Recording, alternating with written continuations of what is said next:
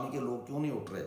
یہ جو 15 سال سے جو آرمی کی بھرتیاں ہو رہی ہیں، اس سے بلکہ پیچھے بھی اگر آپ دیکھیں تو ایک پوری لائن ہی اسی طرح سے لگی ہوئی. آپ اپنے ذرا دیہاتوں میں ادھر ادھر نظر دوڑائیں، آپ کے دیہاتوں سے 3-4 آفیسر اگر گئے ہیں پاک فوج میں تو ایسے ہوں گے جو بالکل آپ سوچ بھی نہیں سکتے ہوں گے کہ ایسے نکمے شخص جو ہے وہ فوج میں جا سکتے ہیں. ان کا مینٹل لیول کوئی نہیں ہوگا، ان کا ایجوکیشنل لیول کوئی نہیں ہوگا، اور اچھے خاصے آپ کے گاؤں کے، آپ کے شہروں کے، آپ کے ہمسائے میں لوگ جو ہے وہ نہیں ہوں گے سلیکٹ. یہ ہو جائیں گے کیوں؟ اس لیے کہ وہاں پہ ایسے کویسچنز کیے جاتے ہیں جس میں غیرت آپ کی بالکل دبی ہوئی نظر آئے.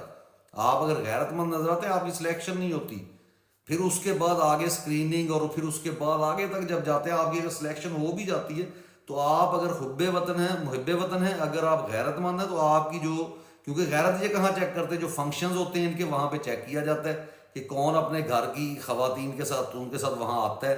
کس کی بیگم کو پتہ ہے کہ جناب یہ شراب پیتے ہیں، وسکی پینے والا شخص جس کی state of mind he stable نہیں ہے. اور یہی وہ لوگ ہیں جو آج تک شہ دیتے رہے ہیں فضل الرحمان جیسے لوگوں کو اور دوسروں کو کہ عمران خان کو جناب شرابی، اس کو جو ہے آپ یہودی ایجنٹ کہہ کر بلائیں.